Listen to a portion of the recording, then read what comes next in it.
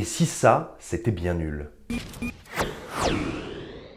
Bonjour à tous. La semaine dernière, on vous parlait du roman de Stephen King, Ça, qui est à l'origine du film, ou plutôt du film en 2 parties d'Andrés Muschietti, dont le 2e volet va sortir le 11 septembre. Aujourd'hui, on va vous parler d'un autre film, Ça, celui qui est pour beaucoup quand même, on va dire, dans le statut d'œuvre culte et dans l'image absolument terrifiante du clown qui a traumatisé pas mal de gens pendant à peu près 30 ans. Alors, Ça, le roman de Stephen King, a été publié en 1986. C'est un succès énorme, c'est un texte qui devient assez vite légendaire et qui compte rapidement parmi les œuvres préférées des lecteurs de Stephen King, et assez logiquement, la télévision a envie de l'adapter. On va donc avoir en 1990 une mini-série en 2 parties qui reprend l'intrigue du roman de Stephen King.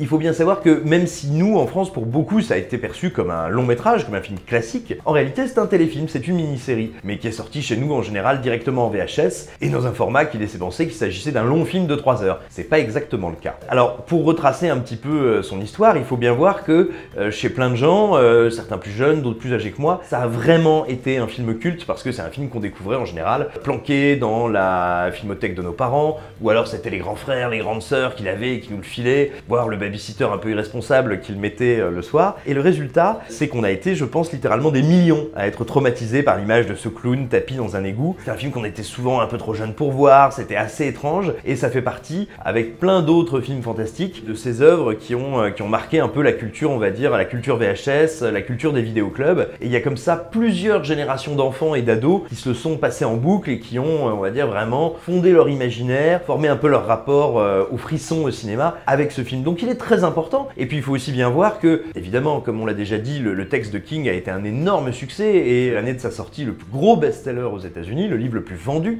donc quand même un truc important. Néanmoins, il me semble que c'est bien le film qui, au fil des années, a cru encore la popularité et a aussi donné à plein de gens envie de lire le livre. Donc, c'est pas pour rien aujourd'hui qu'on a une nouvelle version qui arrive au cinéma, c'est aussi parce que cette œuvre est arrivée dans le crâne de millions de personnes, et de millions de personnes qui a marqué vraiment, voire un peu traumatisé durablement.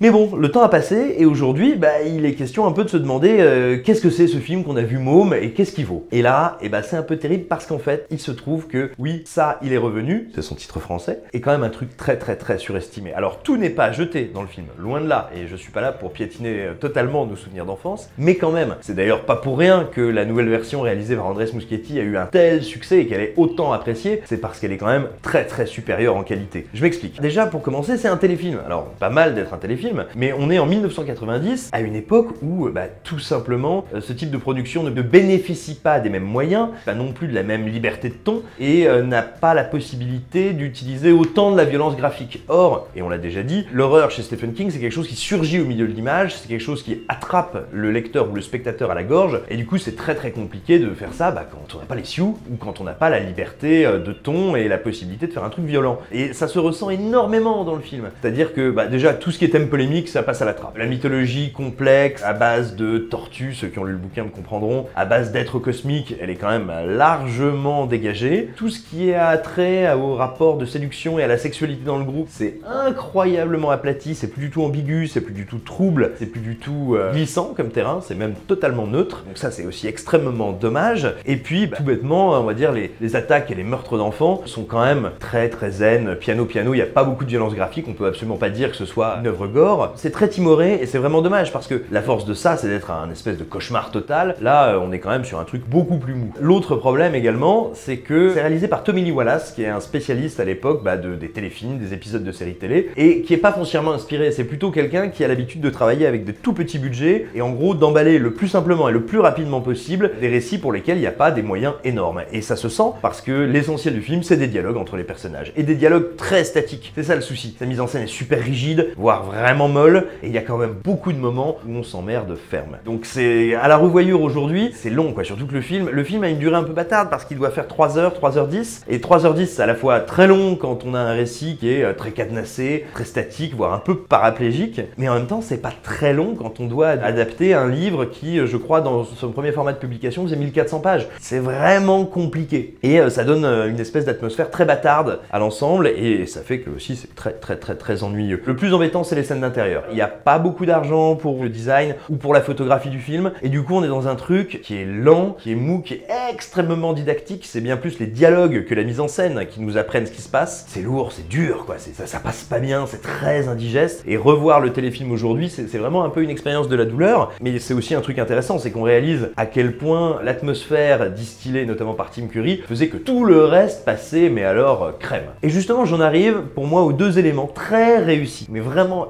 extrêmement réussis de ce ça, il est revenu. Le problème, c'est que c'est des éléments qui prennent pas énormément de place. Le premier, je dirais, c'est les extérieurs. Je vous disais, autant les scènes d'intérieur qui sont très nombreuses sont quand même assez affreuses, autant les extérieurs, là, paradoxalement, la mise en scène très rigide de Tommy Lee Wallace se met à fonctionner, moi je trouve plutôt pas mal, parce qu'elle donne un aspect très funèbre, très lugubre, et en même temps plutôt naturaliste, parce qu'il n'a pas les moyens de transformer son décor de petit du Maine. Mais je trouve qu'il arrive par moments à assez bien capter l'essence très délétère du roman, délétère mais en même temps assez réaliste, c'est-à-dire que le livre s'inscrit dans une espèce d'Americana des années 50 et 80, qui part complètement cacahuète, certes, dans lequel un fantastique totalement cauchemardesque surgit, un monde très réel, très réaliste, voire naturaliste. Cette mise en scène un peu terne, un peu fade, arrive par moments à très bien rendre ce décalage un peu bizarre. Ça dure pas très longtemps, c'est pas la majeure partie du film, mais c'est une vraie réussite. Et puis il y a un autre truc qui fait la raison pour laquelle on s'en rappelle encore, la raison pour laquelle, paradoxalement, j'ai peut-être, malgré tous les défauts que je viens d'énoncer, encore beaucoup de sympathie pour cette œuvre, c'est Tim Curry. Tim Curry, c'est qui? C'est un acteur absolument incroyable, c'est un espèce de pantomime délirant au possible, qui a forgé sa légende, notamment grâce au Rocky Horror Picture Show, où il interprète le Dr Frankenfurter et où il est absolument inoubliable. Et si vous n'avez pas vu le Rocky Horror Picture Show, eh bien vous êtes des gens malheureux et votre vie attend encore d'être teinte de lumière rose et chatoyante. Foncez, arrêtez cette vidéo tout de suite, allez voir le Rocky Horror Picture Show.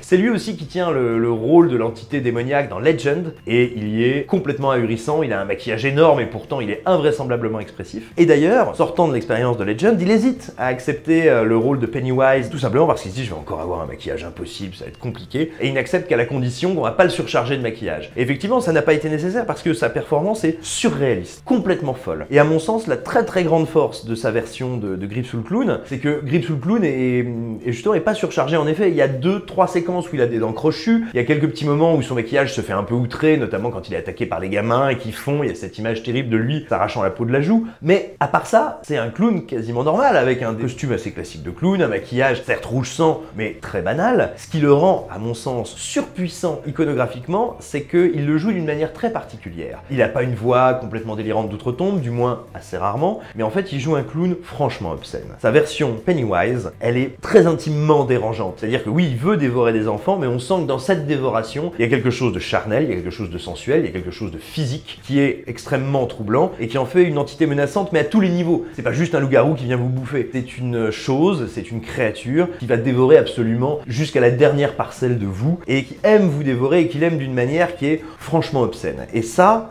il y a que Tim Curry qui pouvait réussir à l'injecter dans ce film qui sinon a pas des intentions complètement folles. Et à lui seul, il arrive à faire rentrer dans ce téléfilm très basique un truc profondément bizarroïde, profondément malaisant. Et ça, je trouve ça assez passionnant. Alors, ce qui est très dommage, c'est que sur les 3 heures, il doit être présent peut-être 10 minutes seulement à l'écran. Mais à chaque fois qu'il apparaît, à chaque fois, c'est absolument révoltant, absolument vertigineux. Et c'est lui qui fait la très grande force du film. Donc voilà, en définitive, on peut quand même être assez heureux de voir de nouvelles versions de ça arriver et avoir du succès, parce que mine de rien, ce téléfilm, même s'il est cher à notre cœur, il est quand même pas si réussi que ça. Et pareil, je me suis pas attardé sur les comédiens. Enfin, bon, on va être honnête, les enfants, ça passe à peu près, mais les adultes, ils sont quand même très mauvais. C'est quand même des gens, si vous voulez, on leur a coupé le charisme quand ils étaient tout petits et ça n'a jamais repoussé. Au final, ce qu'on gardera de ce film, et je pense c'est ce qu'il faut en conserver, il n'y a que ça, c'est la prestation de Tim Curry, qui est légendaire. Si vous ne l'avez pas vu, si vous faites partie de ceux qui ont abordé ça par le livre, ou tout simplement parce qu'ils en ont entendu parler et qu'ils ont aimé les versions modernes d'Andrés Muschietti, allez quand même jeter un œil au téléfilm, il est réédité régulièrement, il va encore revenir bientôt, là je crois, en Blu-ray, peut-être même déjà édité, moi je dis une connerie. Cette performance-là, c'est une très belle performance, très marquante, pour preuve, hein, elle a traumatisé des millions de mômes. Accueillons avec un peu de curiosité et un peu de joie le Ça chapitre 2 qui arrive, parce que vraiment, le roman de Stephen King mérite très largement une nouvelle adaptation, plus vivante, plus libre, plus riche, plus dangereuse, j'ai envie de dire. Et c'est exactement ce qu'on espère que sera Ça chapitre 2. Voilà, j'espère que cette vidéo vous a plu, qu'elle vous aura donné envie de lire le bouquin, de revoir le film, et puis de foncer découvrir le dernier volet des aventures de Gripsou, le clown et du Club des Ratés. En tout cas, nous, on est vraiment très impatients de la voir. On pense bien à vous, flippez bien, likez, partagez cette vidéo, commentez-la, on vous embrasse beaucoup, et à bientôt.